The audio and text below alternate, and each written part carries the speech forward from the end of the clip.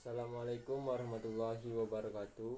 Perkenalkan, nama saya Akbar Alzanugra dari kelas A Internasional NPM C1 C021149. Di sini saya akan menjelaskan pengertian ajaran Islam. Islam merupakan kata yang berasal dari bahasa Arab, yaitu salama, yang berarti selamat, damai, dan sentosa.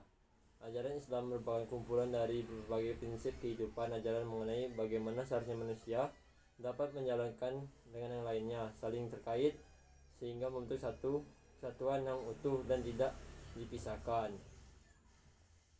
Selanjutnya, kedudukan Al-Quran sebagai sumber hukum Islam. Yang pertama, Al-Quran adalah wahyu yang diturunkan langsung dari Allah. Maka dari itu, hukum yang terkandung di dalam Al-Quran sudah pasti benar dan juga tidak dapat dirubah. Sumber hukum dalam Al-Quran tidak dapat dirubah-rubah. Keistimewaan atau bukti kebenaran Al-Quran. 1. Al-Quran diturunkan langsung kepada Rasulullah SAW. Kedua, mendapatkan pahala yang berlipat ganda saat membaca Al-Quran. Ketiga, sholat tidak sah kecuali membaca Al-Quran. 4. Al-Quran terus terpelihara dan tetap terjaga selamanya. 5.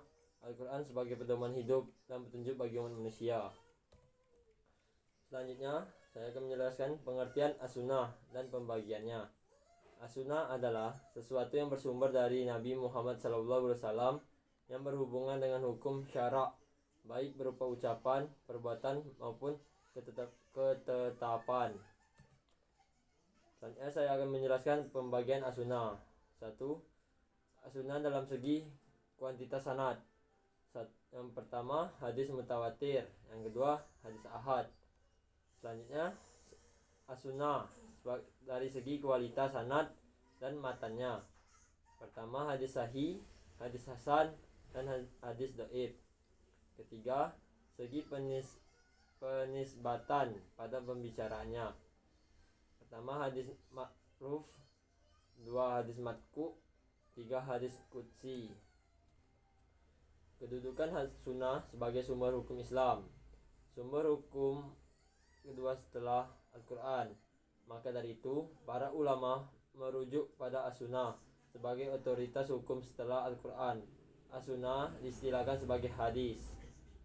Fungsi as-sunnah terhadap Al-Quran. 1. Memperkuat hukum dalam Al-Quran. 2. Menjelaskan isi Al-Quran.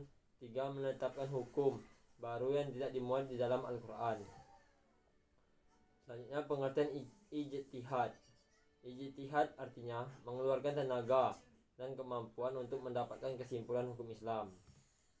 Fungsi dan kedudukan ijtihad adalah untuk mendapatkan solusi dari sebuah persoalan yang ketetapan hukumnya belum dijelaskan di dalam Al-Quran dan Sunnah. Kedudukan ijtihad dalam sumber hukum Islam memang tidak dapat dipisahkan, karena ijtihad merupakan membantu para ulama dan umat muslim di zaman sekarang untuk memutuskan hukum pada suatu perkara. Dengan begitu, dapat dikatakan bahwa kedudukan ijtihad setara dengan hukum Islam lainnya. Sekian yang dapat saya sampaikan. Apabila ada kesalahan dan kekurangan, saya mohon maaf. Kepada Allah saya mohon ampun.